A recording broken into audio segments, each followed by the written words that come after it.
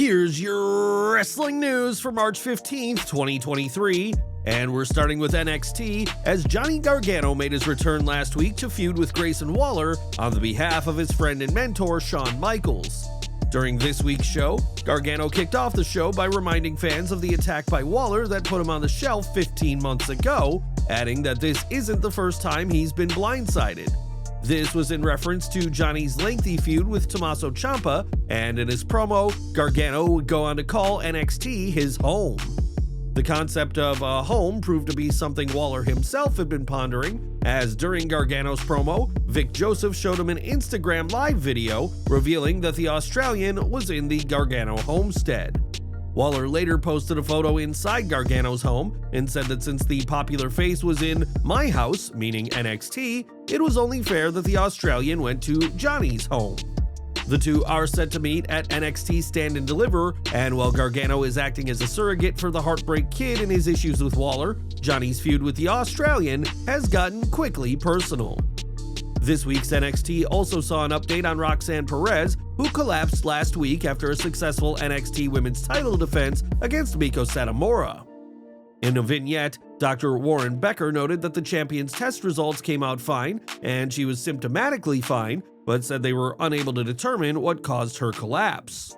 Therefore, Dr. Becker said that he was unable to provide an estimated date for Roxanne's in-ring return, leading to the announcement that a new NXT Women's Champion may be crowned at Stand and Deliver.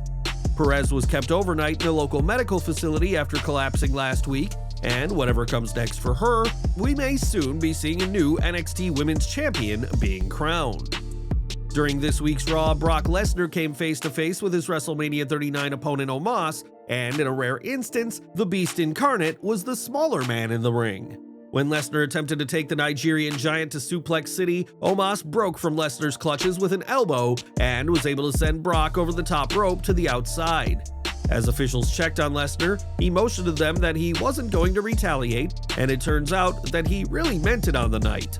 Not only did Brock not attack Omos or MVP later in the show, but PW Insider reports that Lesnar immediately left the arena after the segment and had a car waiting for him. Lesnar was driven during Raw to a private plane so he could fly back home, despite wrestling tradition stating that you stay for the rest of the show as a sign of respect. As we all know, Brock Lesnar does things on Brock Lesnar's time, and did this segment make you any more excited for Brock vs. Omos at WrestleMania? Sound off in the comments.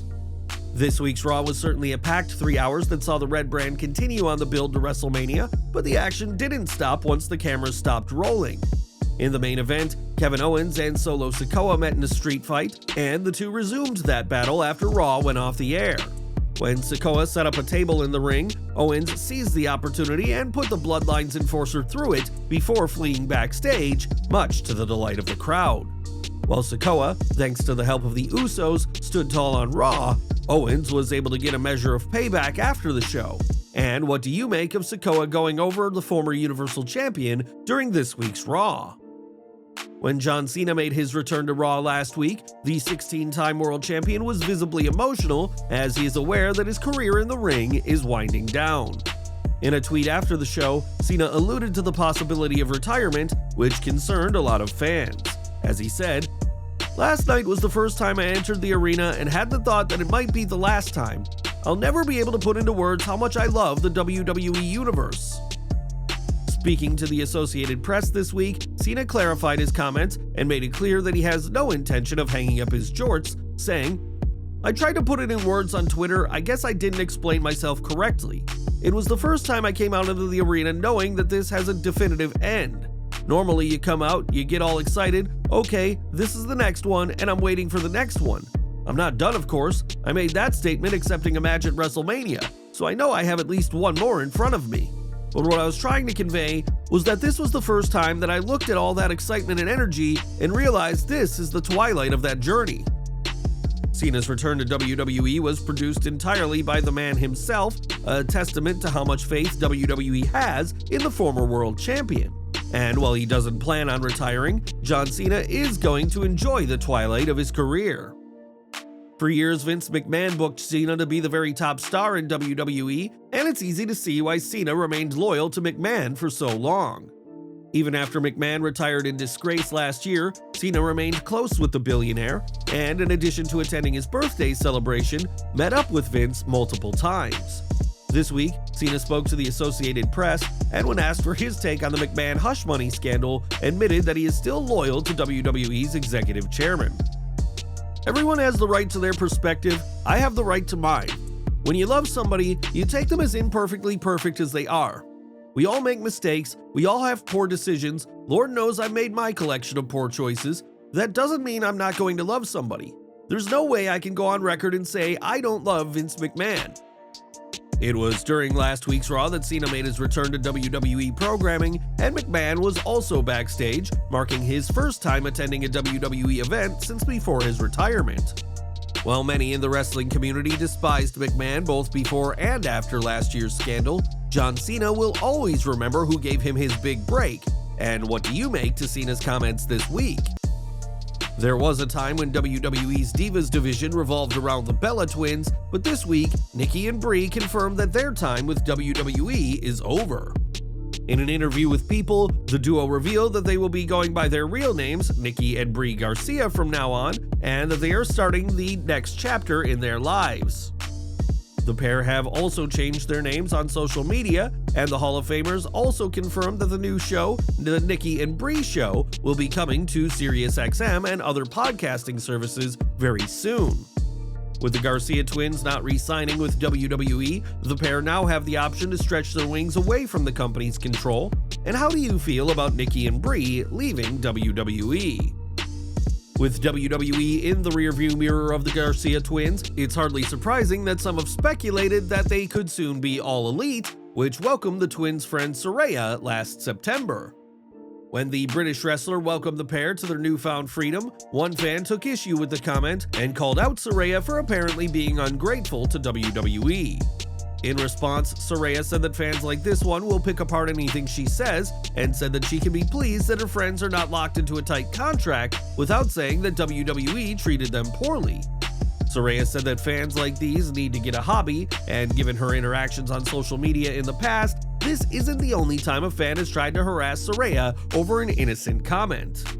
If this fan had scrolled down Saraya's Twitter page, they would have seen the Brit react positively this week to footage of her being shown on Raw, as the former page isn't ungrateful for her WWE tenure, despite what some may believe. It was earlier this month that news leaked of WWE's efforts to legalize betting on their product, but the company's efforts are not going well. On Wrestling Observer Radio, Dave Meltzer said that the gaming commissions have pretty much said no, and that at the MGM Grand, they just don't want to take any action on pro wrestling. Meltzer went on to say that some big names WWE are trying to win over consider the idea completely ludicrous, and that while WWE has said that betting on their events will be like betting on the Oscars, it was pointed out that the majority of states don't allow that either.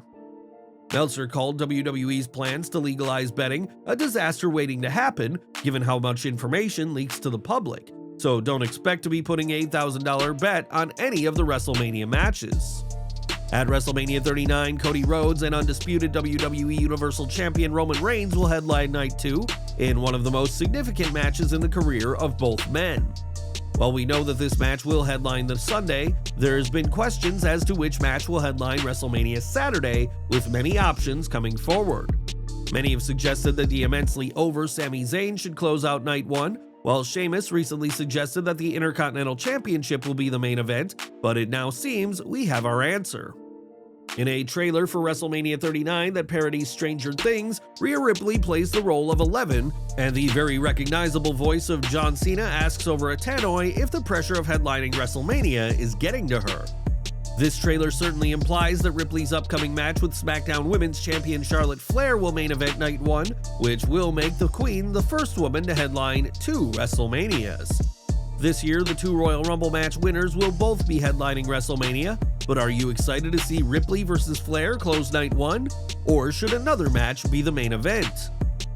Since 2019, Chris Jericho and Tony Khan have worked to make AEW the #2 promotion in the United States and possibly the world, but their connection goes back far earlier than you would think. Speaking on the sessions, Jericho spoke about how much of a diehard fan of ECW Tony Khan is, and said that eagle-eyed fans can spot the future AEW president in the crowd for Jericho's final ECW match.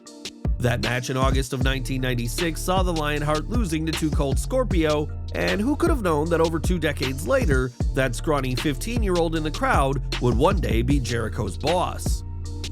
And we're ending today with AEW's Riho, who has deleted her Twitter account, reportedly after being harassed and bullied online.